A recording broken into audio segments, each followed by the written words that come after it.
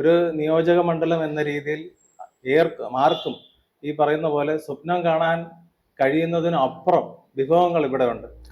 നമ്മുടെ വിഴിഞ്ഞം see port, ഇപ്പൊ അങ്ങ് സൂചിപ്പിച്ച പോലെ തന്നെ ജില്ലയിലെ ഏക ശുദ്ധജല തടാകമായ വെള്ളായണി കായൽ ഇന്ന് ഈ നമ്മൾ കാണുന്ന വെങ്ങാനൂർ ഗ്രാമപഞ്ചായത്തായാലും കല്ലൂർ ഗ്രാമപഞ്ചായത്തായാലും കോർപ്പറേഷന്റെ ഈ നമ്മുടെ കോവളം പ്രദേശമായാലും വിഴിഞ്ഞം സീപോർട്ടിലേക്കായാലും ഇതെല്ലാം ഇന്ന് ശുദ്ധജലം നൽകപ്പെടുന്നത് നമ്മുടെ ഈ വെള്ളായണി കായലിൽ നിന്ന് തന്നെയാണ്. അപ്പോൾ നമ്മളെ സംബന്ധിച്ച് നല്ല രീതിയിൽ നമുക്കൊരു കാഴ്ചപ്പാടോടുകൂടെ നമ്മുടെ നിയോജക മണ്ഡലത്തെ നമ്മൾ സമീപിക്കുകയാണെങ്കിൽ തീർച്ചയായിട്ടും കേരളത്തിന് തന്നെ അഭിമാനകരമാക്കി മാറ്റാൻ കഴിയുന്ന ഒരു നിയോജക മണ്ഡലമാണ്. ഇപ്പോൾ നമ്മുടെ ജില്ലാ പഞ്ചായത്തിലായിരുന്നപ്പോൾ ഉള്ള ഫിറ്റ്നസ് സെന്ററിനെ കുറിച്ച് താങ്കൾ പറയുകയുണ്ടായി.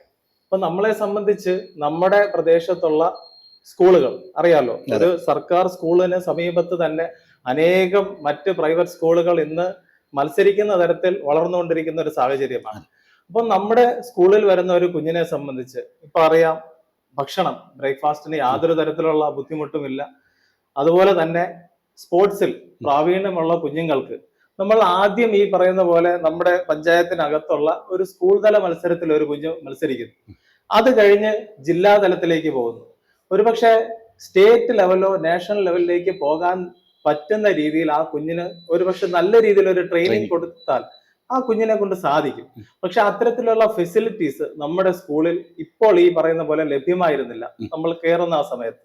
അതുകൊണ്ട് തന്നെയാണ് ഈ ഫിറ്റ്നസ് സെന്ററുകൾ നമ്മുടെ സ്കൂളുകളിൽ, എല്ലാ സ്കൂളുകളിലും, പ്രത്യേകിച്ച് അന്ന് 26 ഡിവിഷനായിരുന്നു ജില്ലാ പഞ്ചായത്തിൽ ഉണ്ടായിരുന്നത്.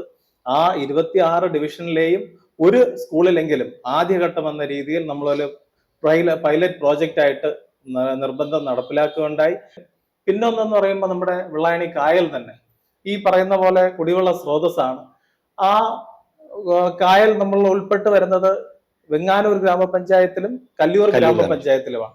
അപ്പൊ ഇത് കഴിഞ്ഞ് നമ്മുടെ ഒരു കന്നുകാലി ചാനൽ എന്ന് പറയും, ആ മധുപാലത്തിലേക്ക് വരുന്ന അതിൽ 1 കിലോമീറ്റർ നമ്മുടെ പഞ്ചായത്ത് ഏരിയയും ഇനി വരുന്ന 1 കിലോമീറ്റർ പുഞ്ചകരി മുതൽ അങ്ങോട്ട് വരുന്ന മധുപാലം വരുന്നത് കോർപ്പറേഷന്റെ ഭാഗമാണ്.